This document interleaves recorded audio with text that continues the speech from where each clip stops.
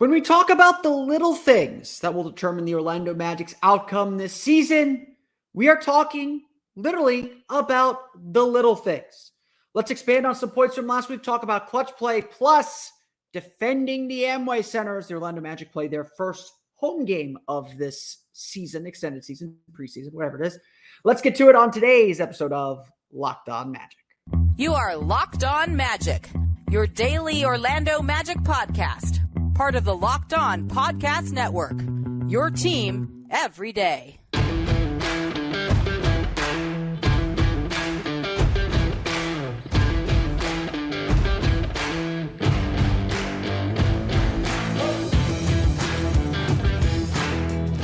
And you are indeed Locked On Magic. Today is, or will be, depending on when I publish this, I don't know anymore. Today will be October 17th, 2023. My name is Philip Rossman-Reich. I'm the expert and site editor over at OrlandoMagicDaily.com. Of course, follow me on Twitter at PhilipRR_OMD.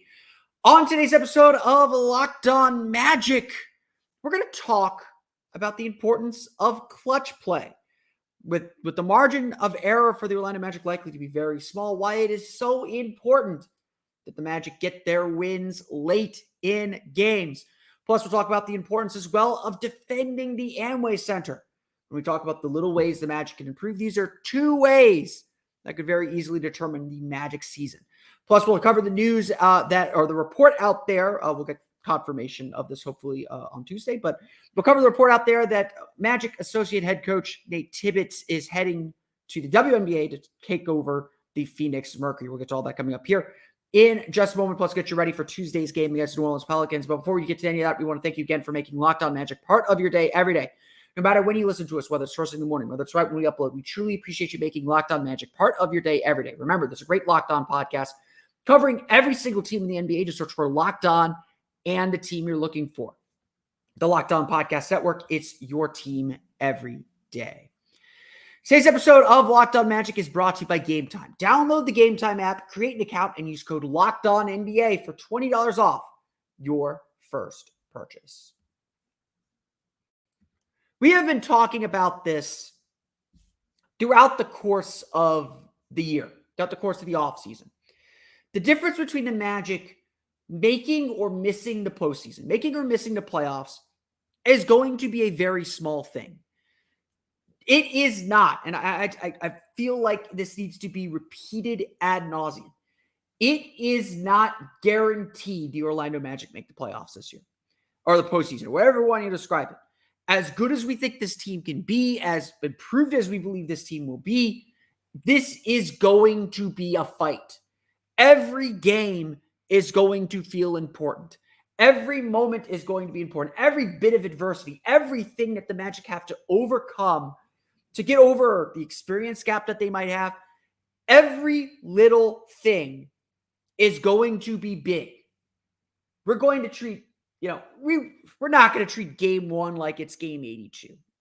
Let's be clear there. But we will look back at games in November and say, if we just gotten together there, or probably more likely at this point, even with the difficult schedule the Magic have in November, how, at least on paper, easy the schedule is later on in the season, we may very well look at November and say, man, I am so glad the Magic got those wins in November. I am so glad the Magic did well, treaded water, did whatever they had to do in November to set us up for the end of the season, especially with how difficult that last stage of the season is with that Houston-Milwaukee back-to-back that I will still keep shouting about, and then Philadelphia-Milwaukee to close the season. The point is every little thing's going to matter, and we're going to feel the thrill of victory and the sting of defeat as much with every single game and every single loss and every single heartbreak. And there's going to be challenges and there's going to be heartbreak and there's going to be a lot of this going. If you've listened to me talk, I don't like clutch stats. I don't. My going phrase has always been, good teams don't win clutch games, they avoid them. Eventually, yes, you do need to win a close game or two. The playoffs when you look at a playoff series, the difference between going up 3-1 or being tied 2-2 can be a game-winning shot. And at the end of the day, that's the stuff that matters. At the end of the day, yes, you got to be able to sneak out wins late in games. But in the regular season, with the day-to-day grind, that stuff doesn't feel as important. However, it's these margins. The difference between the Magic making or missing the playoffs could very well be these margins, these small, fine, thin things.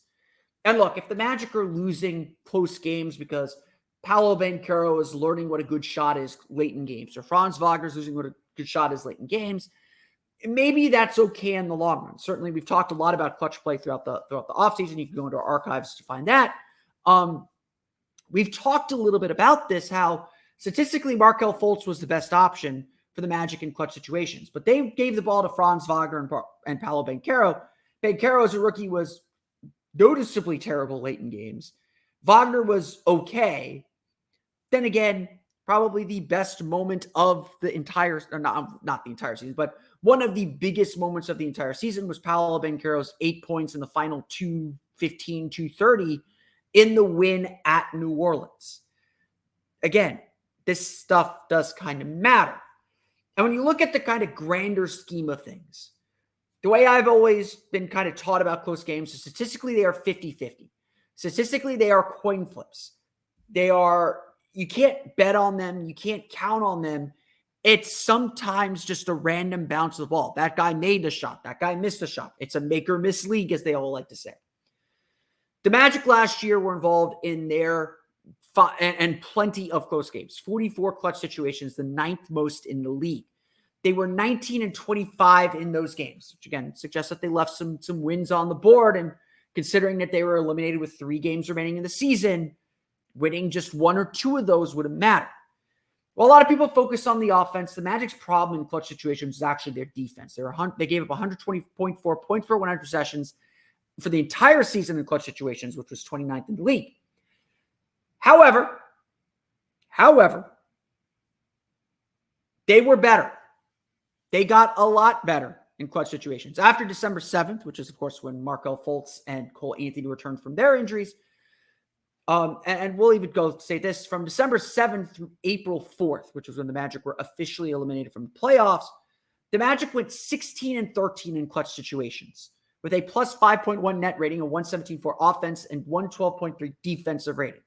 This would suggest that when the Magic were indeed healthy, they figured out how to close some games. And yes, there were some high-profile games that they did not close. Both home games against Miami. The first road game against Miami, not the season-ending one where Udonis Haslem did his thing. The Jalen Brunson game against the New York Knicks. There are going to be these games during the course of the season. But I want just to notice that difference. Orlando went 3-12 in clutch situations during the 5-20 start. 15 of the 25 games to start the season were defined as clutch, which is a game that is within 5 points in the final 5 minutes. If the Magic had gone just 6-9, which would essentially been their season average, that makes up 3 games. That doesn't put them in the playoffs because they eventually did miss the playoffs by 6 games, but that means they're still playing to the end of the season. This is the bigger point I want to make. Not that the Magic are a clutch team or the Magic are a good team in the clutch or anything like that.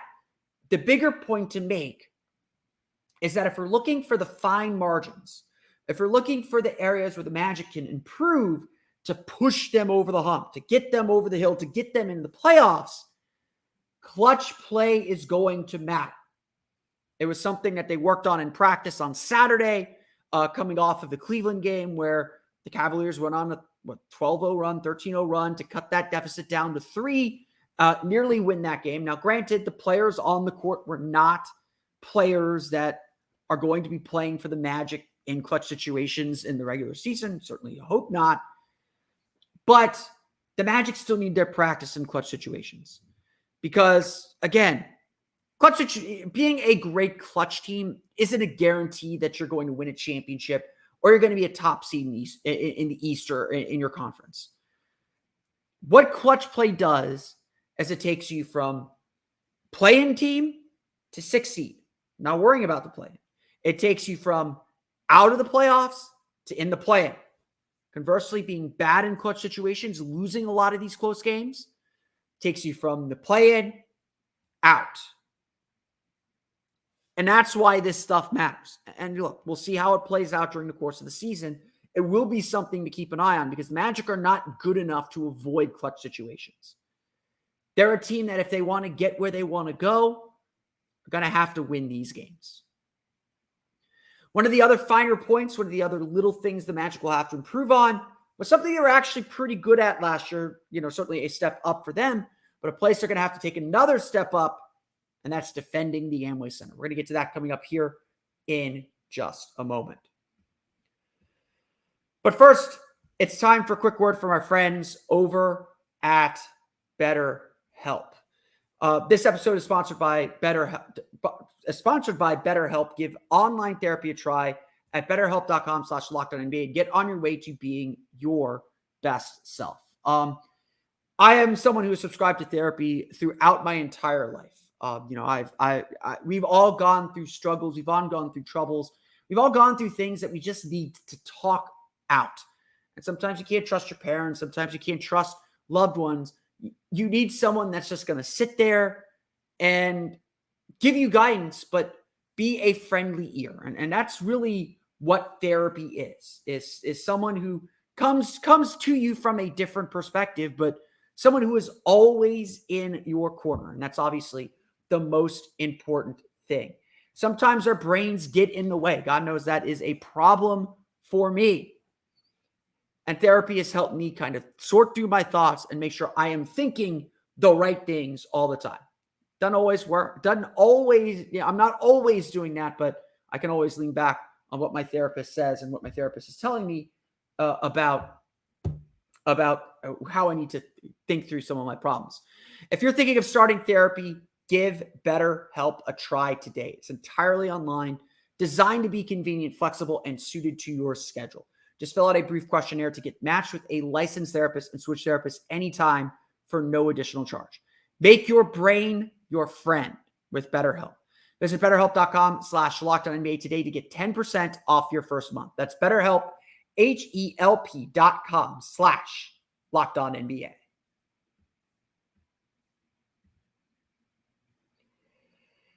The Orlando Magic are getting set for the big day. I've just been like jumping for joy. I've been really, really giddy. I unfortunately was not able to make it to Orlando Magic practice today. I had other responsibilities in the morning, for a freelance job that I've been working on. I am excited for the whole day. I'm excited to be at shoot around in the morning. I'm excited to be back in the Amway Center. I know Mo Wagner had a great time at the Jonas Brothers concert on Monday. Yeah, Mo, I'm following you on the gram, buddy. If anyone on this team likes the Jonas Brothers, it's all of them because they're all children. Not that the Jonas Brothers is for children. I just offended so many people. I saw Taylor Swift this weekend. I'm cool. Maybe, I don't know. But we are back in the Amway Center at long last. Back in the Amway Center at long last for Orlando Magic basketball. And yes, it's just a preseason game, and we're going up against New Orleans Pelicans again. I would highly suggest you go listen to Locked On Pelicans. There's Pelicans fan. Locked On Pelicans are feeling a little bit iffy about their team right now after a couple preseason games. I believe this will be game number 4 for them. It's preseason. Let's all calm down. We don't know what's going to happen in this game, and certainly the Pelicans gave the Magic some trouble in that first game as well. This is, again, I'm not going to read too much into one preseason game, so we'll leave that there. But there is definitely an excitement about being back at the Amway Center. It's not just tweets that the Magic sent out, as well as Cole Anthony and Wendell Carter. It's literally from the fan base. I was talking to a few people about this. This really does feel like the most anticipated season among Magic fans since the summer of 2009. I am not joking about that. We're not going for a championship like the 2010 team is, But there is a lot of excitement about what this team is capable of doing. And one place that this is going to manifest itself is at the Amway Center. If the Orlando Magic have one clear thing that they have to do, if they're going to be a playing team, a postseason team, it's going to be protecting their home floor. I think the players know it. And it's not just about building a fan base. I'm a big believer that you win your home games, and winning big home games especially is important to bring the fans along. You win a big home game. You beat the Miami Heat at home. You win your opening night game.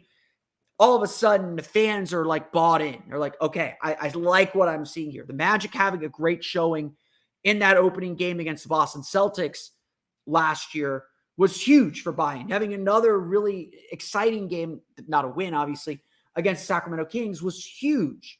Beating the Dallas Mavericks, beating the Denver Nuggets, beating the Golden State Warriors, beating the Miami Heat at home does a lot to build confidence. And when the Magic talked this media day about, hey, we showed last year that we can beat anybody, you can bet a lot of those big wins came on their home floor.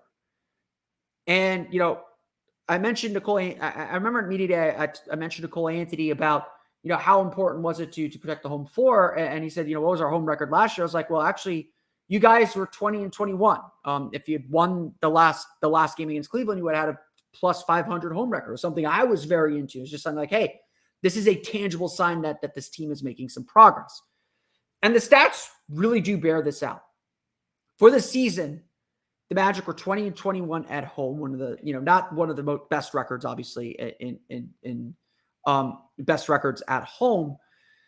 They had a plus 0.2 net rating, which was 23rd in the league. So yes, the Magic were able to win a lot of games at home, but they played like a 500 team at home. 114.5 offensive rating, 114.3 defensive rating. As we always do, let's take out December 7th. I should probably, I didn't grab the stats through April 4th, so we will take that last game as well. Orlando finished the year 16-12 at home. They had the 18th best home net rating at plus 2.1 points per 100 possessions, 115.7 offensive rating, 113.6 defensive rating.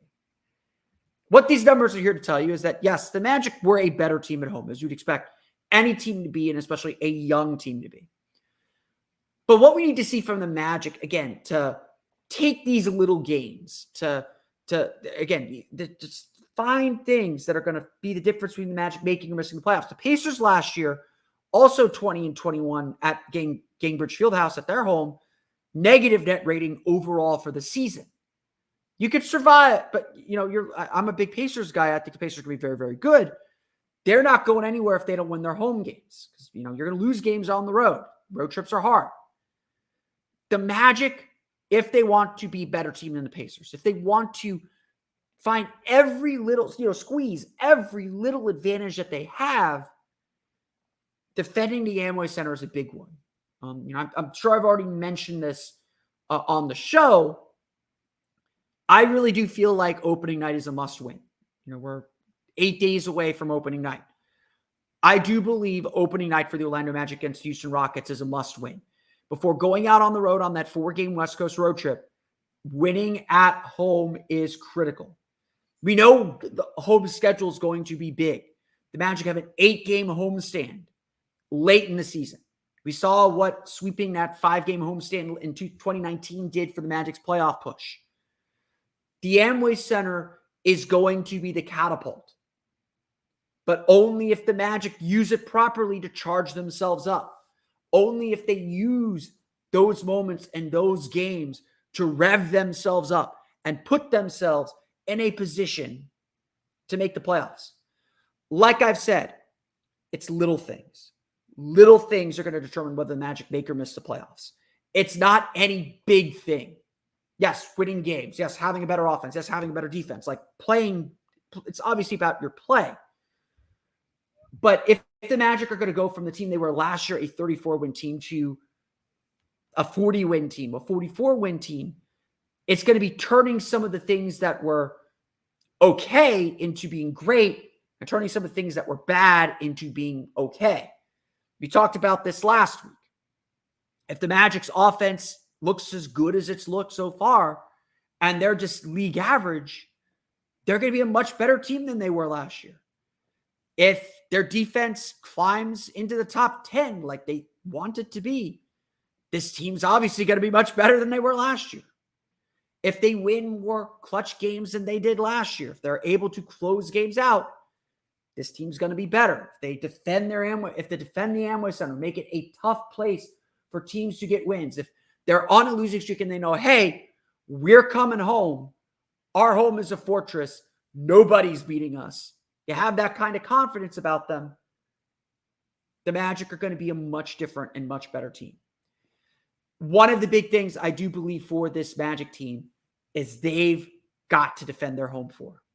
They've got to be a better home team. They've got to be a more consistent home team. And if that happens, the Magic are probably going to be very, very good this coming season. Some news did break. Continuity has been disrupted. We'll talk about the Magic's coaching situation coming up here in just a moment. But first, it's time for a quick word from our friends over at Gametime. It's the big day. Magic are finally at home at the Amway Center. I hope I get to see all of you there. It's preseason, so it's, if you don't go, it's not the end of the world. But I hope, Zion Williamson's played only one game against the Magic in his entire career, one regular season game against the Magic in his entire career. This will be the second time Zion Williamson has been in the Amway Center for an NBA game. If you want to get a chance to see Zion Williamson, assuming he's playing, if you want to get a chance to get a up-close and personal look at the Magic during the preseason, this is your chance. And Gametime has your ticket to the game. Gametime is the only ticketing app that gives you complete peace of mind with your purchase. They're obsessed with finding ways to help you save money on tickets. Gametime has deals on tickets right up to the start of the event and even an hour after it starts. It's the place to find last-minute seats. Find exclusive flash deals and sponsored deals on tickets for football, basketball, baseball, concerts, comedy, theater, and more. With zone deals, you pick the section and Gametime picks the seats for an average of 18% savings. And the Gametime guarantee means you'll always get the best price. If you find tickets in the same section and row for less, Gametime is going to credit you 110% of the difference. Take the guesswork out of buying tickets with Gametime. Download the Gametime app, create an account, and use code LOCKEDONNBA for $20 off your first purchase. Terms apply. Again, create an account and redeem code LOCKEDONNBA. That's LOCKEDONNBA for $20 off. Download Gametime today. Last minute tickets, lowest price guaranteed. One of the big things that the Orlando Magic have talked about throughout the length of training camp is how powerful continuity has been for this roster. Again, we'll see just how powerful it will be when the season starts, but certainly the preseason, it has looked real. The ability for this team to adjust on the fly, to know what's expected of them, to move quickly through training camp and through what they want to accomplish in training camp certainly has, or at least certainly has appeared to pay dividends. There's a lot of criticism of the Magic's decision to stick with the same roster, to not bring in some new blood, to not try and make a big swing trade. But at least from what we've seen, and I've been very impressed with what we've seen from the Magic in preseason. I know a lot of people have as well. From what we've seen, that appears to have been a good choice for this team's development and growth. And while there have been some changes, like obviously Anthony Black, Jet Howard, and Joe Ingles, Arnie Kander, who I wrote a really big piece on OrlandoMagicDaily.com over the weekend.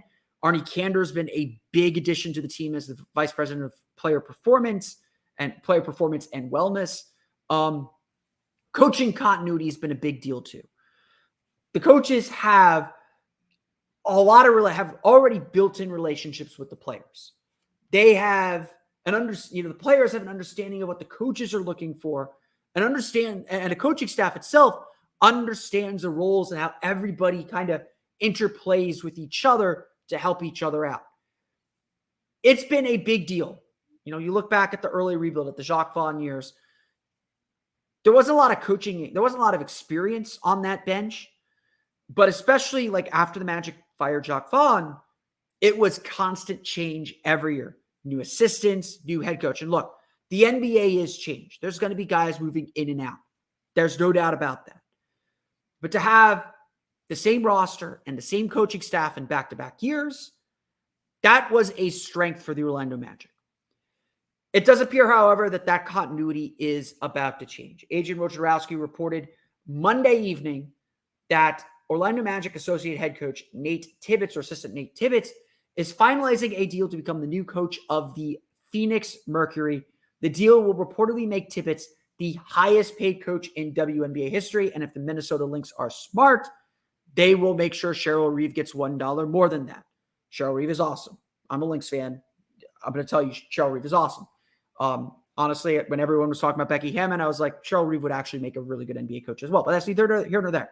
That's my own WNBA thing. We don't like the Mercury. No. Not as much as Sparks, but we don't like the Mercury. All kidding aside, Nate Tibbetts deserves a lot of congratulations for taking on this role. The Mercury, certainly Matt Ishbia and the Phoenix and his ownership of the Phoenix Suns and the Phoenix Mercury, he has put a lot of money into making that organization a lot better. Tibbetts is a longtime NBA assistant coach. He's had a lot of stops throughout the league. He is undoubtedly ready to step into a head coaching position, and ultimately the success of a coaching staff. This is true. The success of a coaching staff and the success of a head coach is how many of his assistants do get head coaching jobs. How many of his assistants do move on to better jobs? Grow within their role with the head coach within the team to take on bigger responsibilities. That is ultimately a good thing, and honestly, that is ultimately a compliment to the Orlando Magic. I know we did our WNBA talk yesterday, but the WNBA is really good basketball. I know there's still some people who sneer. They're not worth your time. This is a high-level basketball, and Nate Tibbetts is going to have a really big responsibility there. What's not clear yet, because also the thing is not official, the deal is not official. What's not clear yet is whether Tibbetts will be with the Magic or for how long. The WNBA season does not start until the spring, so it's possible. They usually start in May with their games. So end of the season, he'd be diving right into training camp, but it's not clear whether Tibbetts is going to leave the team immediately or whether there's a plan for him to leave the team at some point during the season. It's not clear if the Magic will promote from within or hire a new assistant. There have been a few, just from being at practice, there's always observers. They bring in coaches all the time just to kind of see what's going on. They'll enlist advice from coaches as well. I've seen, former Mavericks assistant and former Magic assistant Monty Mathis in the building during practices as well. It's not clear what the plan is because, again, this report is not official. Nothing is done. Nothing is set in stone. But obviously, and we've seen Carol Lawson, I think, with the Boston Celtics. I think it was Carol Lawson. Was an assistant coach with the Boston Celtics. She took the head coaching job at Duke. She stayed with the Celtics throughout much of the season. Obviously, their season runs kind of concurrently with the NBA season. The WNBA season runs kind of the off season. So there's a little bit of that too. But at some point, if this report is true, and it's from Woj, so it probably is, at some point, Nate Tibbetts is going to leave the Magic, and there's going to be a little bit of a hole there. The coaching staff's going to have to fill that in, and perhaps a new voice will come into the team. Again, there's nothing else to say but congratulations to Nate Tibbetts. I saw some Magic fans questioning the timing of this. The Mercury had a really bad season, frankly. Diana Taurasi had some injury issues. Brittany Griner is still kind of conditioning herself back into play after missing all of last season while being unjustly imprisoned in a Russian prison. The timing stinks, but it's also, this is the WNBA season. The WNBA season is just coming to an end. Wednesday is game 4 of the WNBA finals. This is no different than an NBA. This is no different than the timeline we'd see in the NBA. In the NBA, yes, coaches are hired right before the offseason or right after the offseason ends during the playoffs. So the timing isn't strange to me. It stinks for the Magic, obviously. But again, we'll see when Tibbetts eventually does make the move to Phoenix, assuming that he does. which again, no reason to assume he won't. And then we'll see, obviously, what the Magic do to fill that role. But honestly, I think all anyone should or could say about this is congratulations to Nate Tibbetts. Very well deserved, very well earned, and looking forward to what he does with Phoenix Mercury team that's going to have one of the top picks in a very loaded WNBA draft, along with Hall of Famers in Diana Taurasi and Brittany Griner, who can still hoop. They can still play really, really well.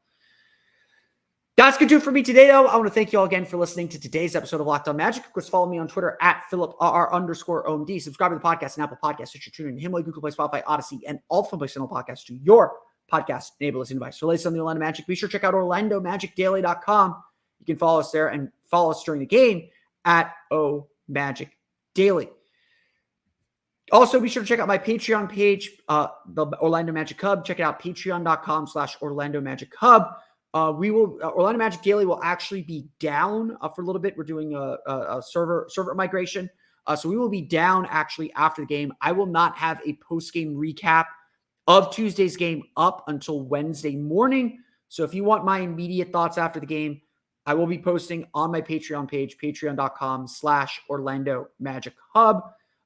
That post-game post will be free, but you can head there, check out what else is going on at the site, and see if that is something you'd like to subscribe to.